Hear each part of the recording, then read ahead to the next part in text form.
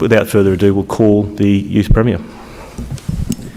Thank you, Speaker, and I thank the House today for bestowing the high honour of premiership upon me, and I thank my side for their full support. And can I thank you, Speaker, and well done on your elevation to the high office of Speakership. I'm sure us on both sides, you have bipartisan support in your new role today. Full confidence from both sides. From little things, big things grow. These are the words written about Vincent Lingiari, the song that we all listen to. I look around the room and I see those words reflected in each and every member here today. Of course, that's about the Wave Hill Walk-Off, a very important time in our history, which really sparked a revolution in terms of our people's rights and the movement for freedom. We all come from different backgrounds. Some of us are from Queensland, some of us are from New South Wales. I know I got in trouble about that on Sunday, and we'll see how we go on Wednesday week anyway. I've been lucky enough to meet some of my own mob here, very surprisingly, from my Gomeroi mob. Really good to see you guys around here too. Of course, I did go for the Blues for Origin, but there's worse offenders. We have people from Victoria, of course, and given they go for AFL and it's a completely different league, I think my crime is less of a crime than that crime.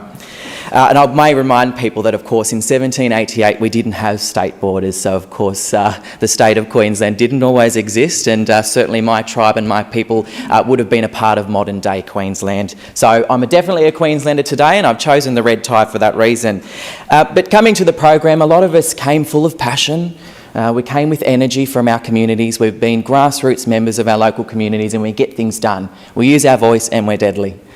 A lot of other people came to the program without that passion, but they've come here to find that passion. Whether it's to find culture, find connections, network and communicate, I think we can all agree that we've certainly done that. We've demonstrated that to the best of our ability this week. We'll all walk away stronger from this program. Whether you came in strong, whether you came in looking to develop strength, we're all walking away stronger, and we'll share that. And we'll share these relations for the rest of our life.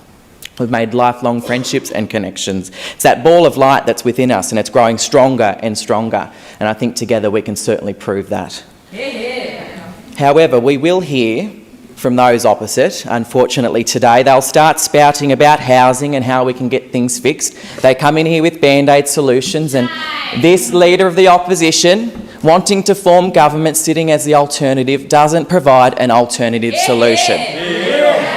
We get band-aid members solutions. to my left.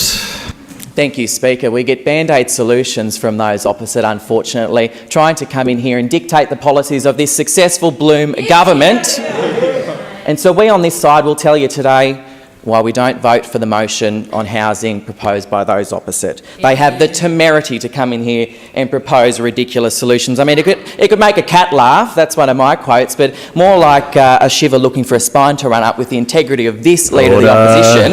Order. Sorry, please resume your seat. What is your point of order? Personal offence. Youth Premier, the member has taken personal offence to those comments, and also some of the language could be deemed unparliamentary. I ask you to withdraw. Thank you, Speaker. In deference to you, I withdraw. Look, 30 years since the Mabo decision, 30 years since Redfern Park speech by Paul Keating. Much has been achieved in those 30 years. That's why we're here today.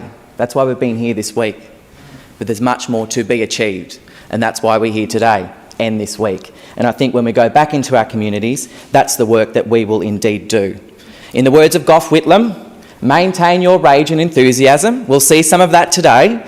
There might be some division over housing policy today, but we will be united in finding common ground and common sense solutions for the issues that face each and every one of us today, as Queenslanders, as Australians, as mob. In that way, we are united. I urge the House to support the motion moved by the government, and do not support the motion moved by the opposition. From little things, big things grow. I commend this motion to the House.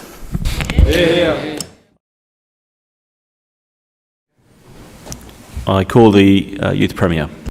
Speaker, I rise just to add final contributions, and amazing to see such passionate debate about an amazing topic here, and very well done to the rest of you in the chamber today. But let's review this motion. Let's not play politics with this. Double stamp duty for your second home, 10% levy for those under 35, which are most of us here, and forcing elderly to live with young. one of my quotes, common sense is a flower that doesn't grow in everyone's garden. And clearly those opposite have demonstrated that quote today. Order. Members to my left will cease their interjections. Youth Premier would help with the inflammatory commentary would be kept to a minimum. Thank you, Speaker. You have the call. I commend the opposition for attempting to do good. I commend the Shadow Minister for tabling this motion before the House, and very well done. However, as I've mentioned, the solutions provided do not go far enough. They pale in comparison to this government's response for social housing. I reference my honourable member there in terms of the Bloom government's investment in record housing at this stage, and the opposition's amendments that have been proposed, the opposition's motion that's been proposed before the House, doesn't get back to the core of common sense. Which is what I mentioned in my very first speech, that we need to come up with common sense solutions. So therefore, I urge the House, all members, opposition and government, to vote in the right place and vote no against this motion. We don't need this motion in order to build social housing. We need to get behind the policies of the Bloom government and continue the trend which we are already achieving and breaking our goals to end this homelessness crisis. Thank you, Speaker. I thank the House.